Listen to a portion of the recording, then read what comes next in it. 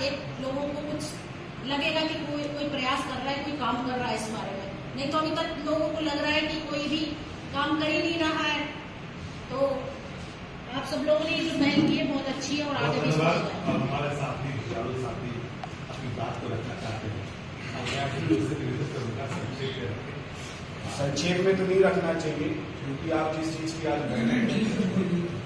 आज बैठक रख रहे हैं, मैं उस चीज का जीता जागता उदाहरण हूँ। मेरा नाम राधेश्याम कर्पूरिया है और मैं 10 महीने जेल काट के आया हूँ।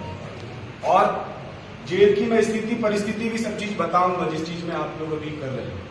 मैंने जल जंगल जमीन की लड़ाई लड़ी और आप जितने भी लोग यहाँ पे उपस्थित है, सबसे पहले मैं आप सबके चरणों में सेवा जवाब करता हूँ कि हिंदू मुस्लिम सिख ईसाई की बात होती है, लेकिन कभी आदिवासी की बात नहीं होती है। अभी मैंने पूरी चर्चा सुनी, हिंदू की बात हो रही, मुसलमान की बात हो रही, क्रिश्चियन की बात हो रही, कभी आदिवासी की बात हुई नहीं। क्योंकि आदिवासी हिंदू बन रहा है, आदिवासी मुसलमान बन रहा है, आदिवासी क्रिश्चियन बन रहा है।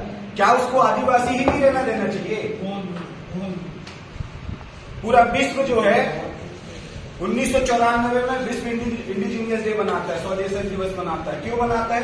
कि आज देश में पर्यावरण जिस तरह से बदल रहा है, जिस तरह से त्रासदी आ रही है, उस त्रासदी को रोकने की ताकत मात्र एक ही कौम में है, वो है आदिवासी। और आदिवासी सबके साथ में रहता है। आज ये भारत देश आदिवासियों का देश है। और जो आज ST SC OBC माइनॉरिटी है, यदि इनके मूल में जाए तो ये ट्राइबल है, जंगलों में रहने वाले हैं, जंगलों को रक्षा करने वाले हैं, जल जंगल जमीन को बचाने वाले हैं और उसके ऊपर में जो है अपना अनुसंधान करने वाले हैं। लेकिन इसकी स्थिति परिस्थिति क्या है? मैं लगातार जो है जल जंगल जमीन के लिए आंदोलन किया।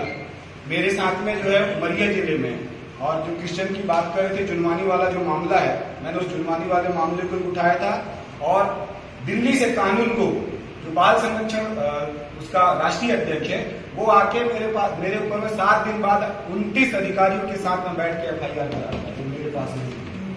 उस पर मेरा समाज नहीं आया, आप सब लोग कोई नहीं आए। फिर इसके बाद में जब मैंने भारत बंद का आंदोलन किया सहपुरा में, जिसपे राष्ट्रीय आदिवासी एकता परिषद के साथ में पूरा सहपुरा को बंद किया, मध्य प्रदेश का वो सबसे बड़ा आंदोलन था, उस पर भी मेरे ऊपर में FIR हुई।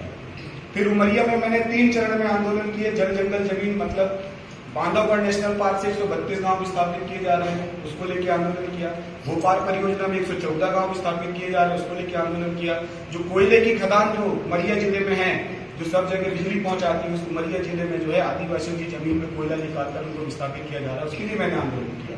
और जो माननीय उस समय की मिनिस्टर थी, तत्कालीन minister Meena Singh ji, tribal minister, उन्होंने तकरीबन 1000 करोड़ का घोटाला किया था बाल विद्युतीकरण में, जो आदिवासियों के भाग 12 275 की राशि जो राज्य और केंद्र मिलके जो है सब प्लान के तहत उसको देते, उस राशि का कब्जा किया गया। मैंने इस बात को भी आवाज उठाया।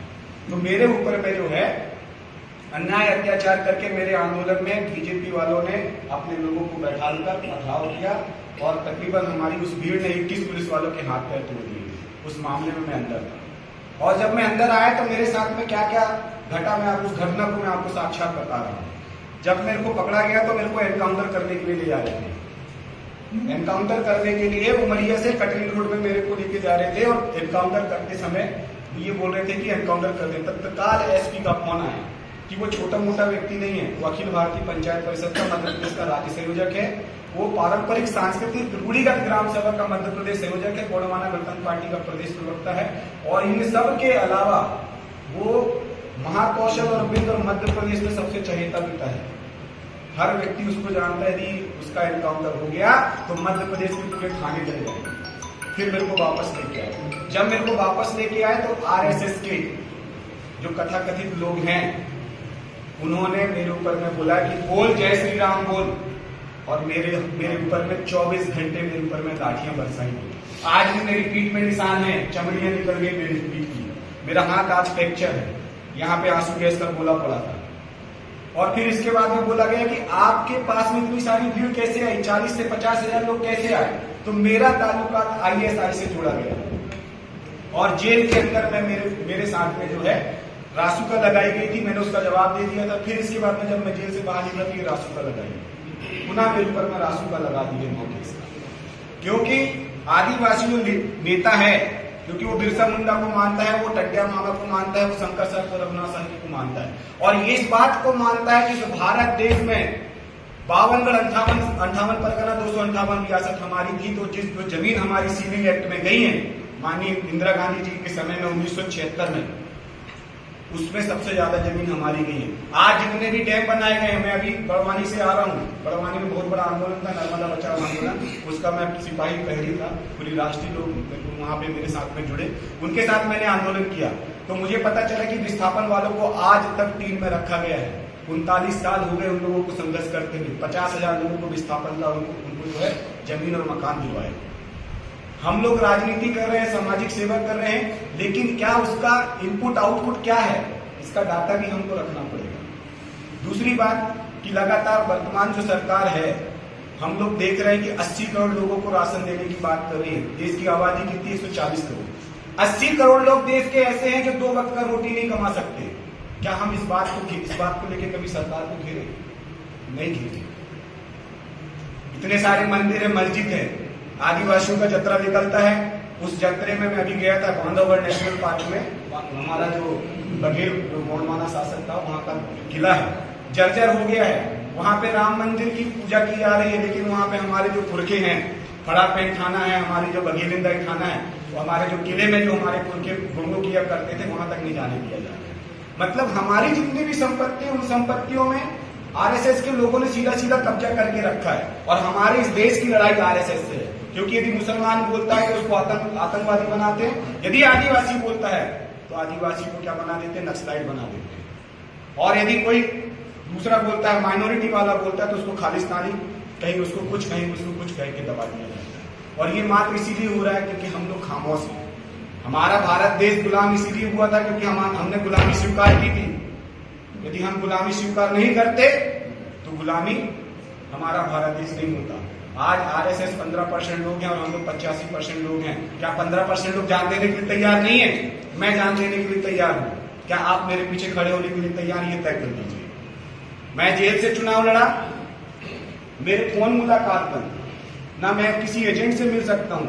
सीधे यहां से जब मैं कस्टडी में लिया था तो अमित शाह का फोन आया एसपी के पास में, नरोत्तम मिश्रा जी का फोन आया एसपी के पास में, शिवराज सिंह चौहान का फोन आया कि कुछ भी हो जाए विधानसभा चुनाव से पहले राधेश्याम का को नहीं छोड़ा जाएगा। और एसपी जो नमिता नायडू है, उन्होंने सीधा ऐसे जूते करके ऐसे करके बोले कि जूते चाट करके मेरे को जो है इतनी ज्यादा प्रताड़ना की थी। और जब से मैं जेल में हूँ, जेल से बाहर हूँ, तो एसपी परेशान है कि अब ये राधेश्याम कपूरिया उसके साथ करेगा क्या। लेकिन मैं अभी कुछ नहीं करूंगा क्योंकि मैं कानूनी प्रक्रिया में घिरा हुआ हूं, क्योंकि आदिवासी पैसों से, आर्थिक स्थिति से बहुत कमजोर रहता है। इसीलिए न्यायपालिका के चक्कर काटते काटते जितने भी दुख तकलीफ है, जितने भी दर्द है, उस दर्द को सहते सहते मर जाएगा, और जो भी कुंठा उसके दिमाग में है, उसके दिल में है, वो सारी कुंठा धीरे धीरे शांत हो जाएगी। लेकिन मैं शांत होने वाला व्यक्ति नहीं। जब तक मेरी आखिरी सांस चलेगी, समाज के लिए, आप सबके हक अधिकार के लिए मैं लड़ने के लिए तैयार हूं। क्या आप लोग मेरे सहयोगी बनने के लिए तैयार हैं? ये आप लोग बहुत धन्यवाद। मेरा परम मित्र